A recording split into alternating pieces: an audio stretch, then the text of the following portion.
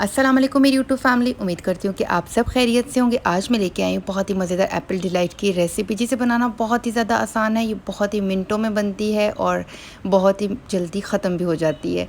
तो इसे बनाने के लिए हमें जिन जिन चीज़ों की ज़रूरत है, आगे हम रेसिपी जब स्टार्ट करेंगे तो मैं आपको बताऊँगी।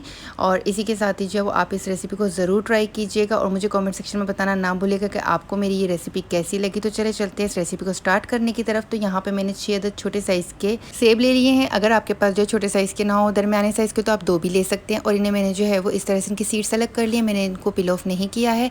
यहाँ पे मैंने जो है 4 टेबलस्पून मैंने इसमें शुगर ऐड कर ली। अभी इसके अंदर मैं आगर पाउडर ऐड कर रही हूँ, यानी चाइना ग्रास ऐड कर रही हूँ 1 टेबलस्पून। शुगर आप यहाँ पे अपने टेस्ट के हिसाब से भी ऐड कर सकते हैं। यहाँ पे मेरे पास 2 तरह के एसेंस हैं, एक जो है वो ग्रीन एप्पल है और दूसरा जो नॉर्मल एप्पल का एक्सट्रैक्ट होता है वो है। अब यहाँ पे मैंने जो है वो 3 टेबलस्पून के करीब इसमें दूध ऐड कर लिया है। और दूध ऐड करने के बाद हमने अच्छे से जो है वो इसको चॉपर के अंदर डाल के इसका पेस्ट बना लिया है। अगर आप चाहें तो आप इसको छुरी की मदद से क्यूब्स में भी कट कर सकते हैं, बट मुझे जो है वो इस तरह से ज़्यादा बेहतर लगता है। तो इसी वजह से मैं इसे जो है वो इस तरह चॉपर में डाल के और इसे चॉप कर लेती हूँ। तो इससे कुछ चंक्स जो हैं वो इसके अंदर रह जाते हैं, कुछ जो है वो पेस्ट बन जाता है।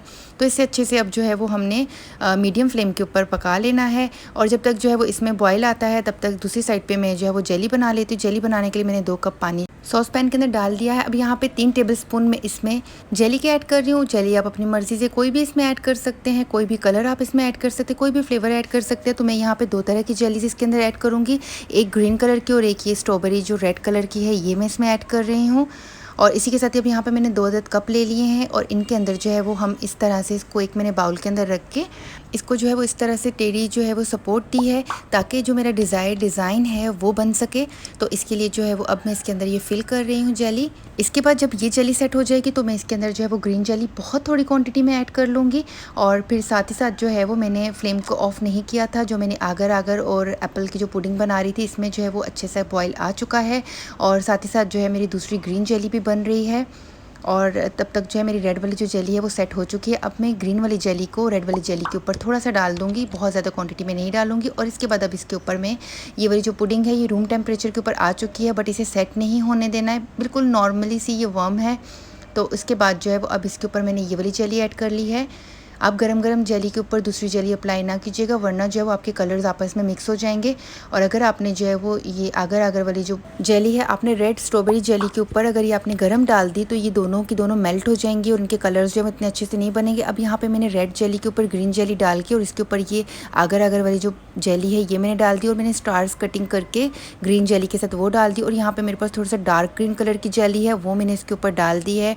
और इसी इतना अच्छा इफेक्ट दे रहा था, इस तरह से लग रहा था जैसे 3D जो है वो कोई पेंटिंग वगैरह हो, या इस तरह से उभरा हुआ ये बिल्कुल लग रहा था।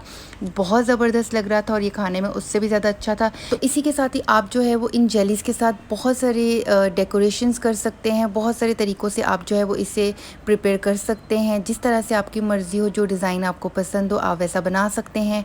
तो ये यहाँ पे जो है ये मेरा फाइनल था।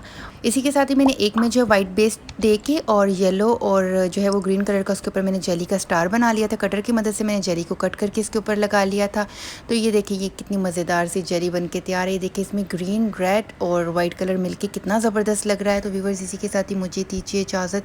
इंशाल्लाह ताला मिलती एक नई और बहुत ही आसान सी रेसिपी लेके। तब तक के लिए अपना बहुत ख्याल रखिएगा, अपने प्यारों का बहुत ख्याल रखिएगा, मुझे दुआ में याद रखिएगा। अच्छी रेसिपीज़ के लिए मेरे चैनल को ज़रूर विज़िट कीजिएगा। अल्लाह हाफ़िज़, फ़ी अमान।